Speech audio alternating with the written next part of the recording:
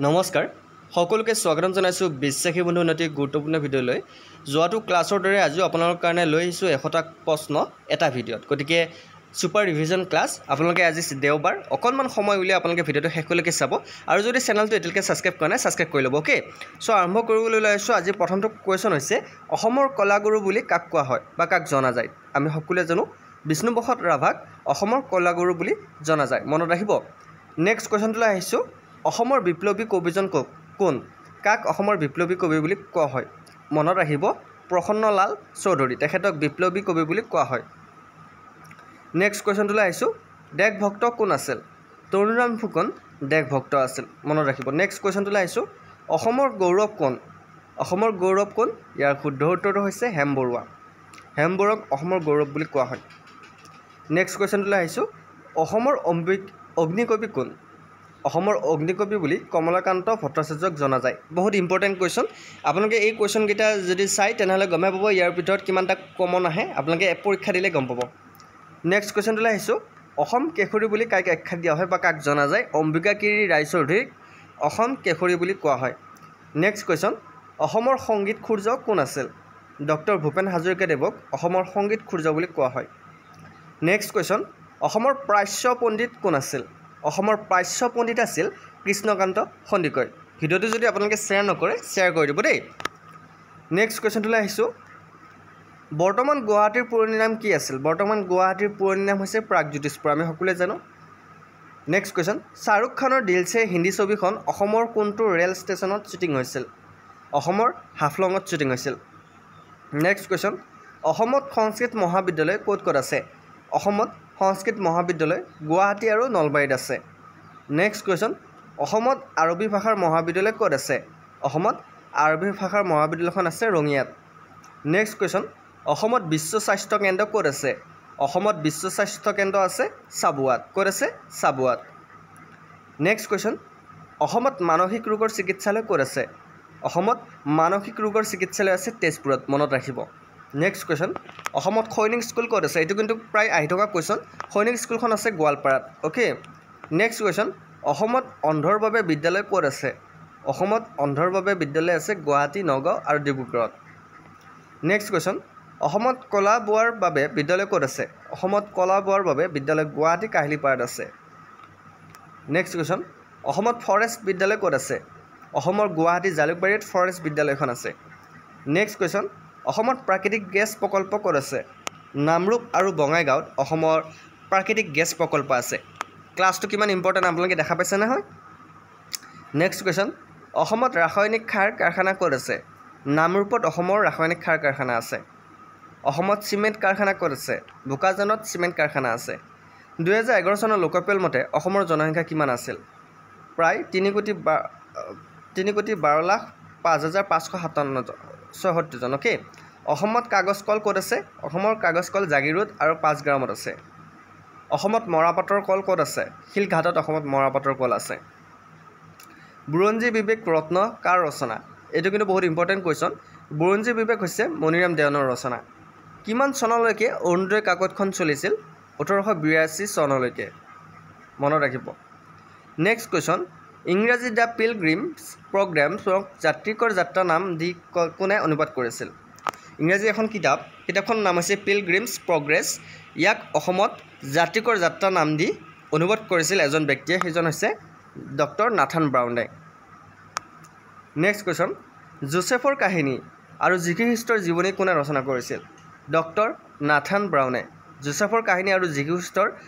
জীৱনী ৰচনা কৰিছিল নেক্সট কোৱেশ্চন ফুলমণি আৰু কৰুণা অনুবাদক কোন আছিল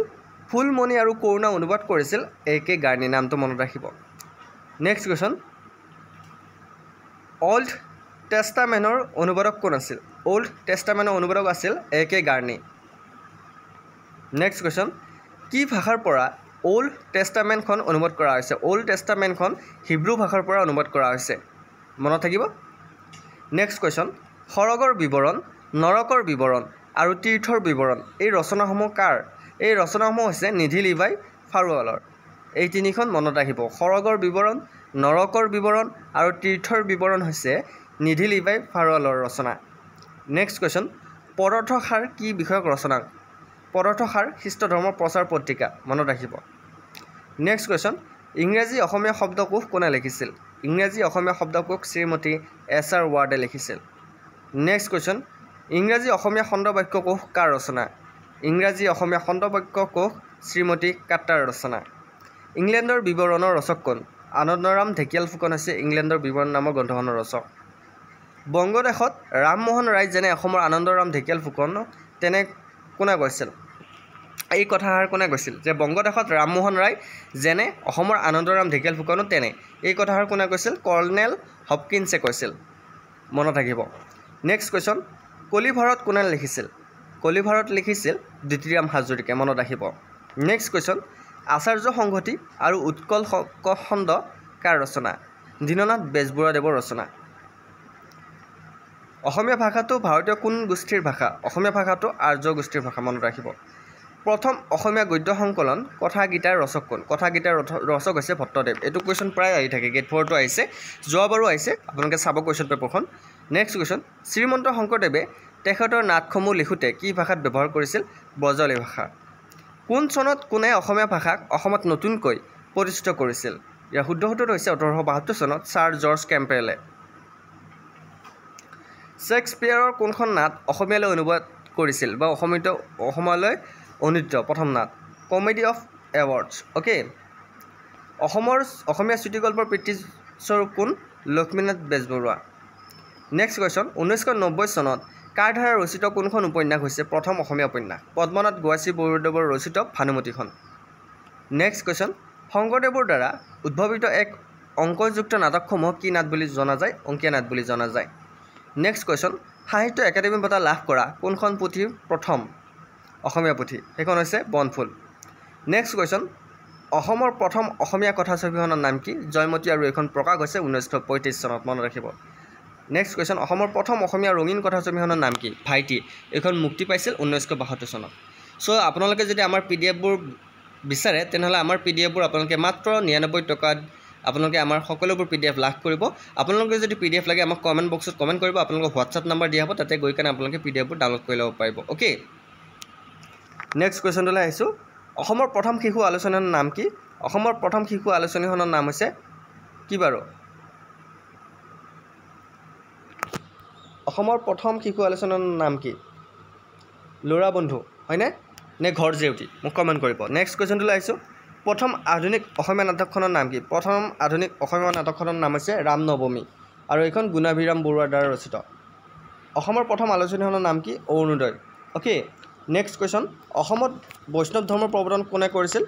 বা প্ৰৱৰ্তক কোন আছিল শ্ৰীমন্ত শংকৰদেৱ নেক্সট কুৱেশ্যন অসমীয়া ভাষাত ৰচিত প্ৰথমখন গ্ৰন্থৰ নাম কি প্ৰহ্লাদ চৰিত্ৰ অসমীয়া ভাষাত ৰচা প্ৰথমখন গ্ৰন্থ আৰু ৰচক হৈছে হেম সৰস্বতী কেতিয়াবা আহিব পাৰে প্ৰহ্লাদ চৰিত্ৰ কোনে ৰচনা কৰিছিল মনত ৰাখিব হেম সৰস্বতীয়ে প্ৰথম অসমীয়া প্ৰবন্ধটোৰ নাম কি আৰু কোনে লিখিছিল কথাগীতা আৰু লিখক হৈছে ভট্টদেৱ নেক্সট কুৱেশ্যন অসমীয়াত প্ৰকাশিত প্ৰথম অভিধান কোনে লিখিছিল মাইলছ ব্ৰনছনে লিখিছিল নেক্সট কুৱেশ্যন প্ৰথম অসমীয়া বুৰঞ্জীমূলক উপন্যাসখনৰ নাম কি ভানুমতী আৰু এইখন লিখিছিল পদ্মনাথ গোহাঁচি বৰুৱাই নেক্সট কুৱেশ্যন সাহিত্য একাডেমী বঁটা লাভ কৰা প্ৰথম অসমীয়া উপন্যাসখনৰ নাম কি উপন্যাসখন হৈছে ইয়াৰুইংগম 1961 চনত এইখন মুক্তি লাভ কৰিছিল আৰু এইখন লিখিছিল বীৰেন্দ্ৰ কুমাৰ ভট্টাচাৰ্যই সাহিত্য একাডেমী বঁটা লাভ কৰা প্ৰথম অসমীয়া গ্ৰন্থখনৰ নাম কি বনফুল আৰু এইখন 1995ত প্ৰকাশ হৈছিল ইয়াৰ বনফুলৰ লিখক হৈছে যতীন্দ্ৰনাথ দুৱৰা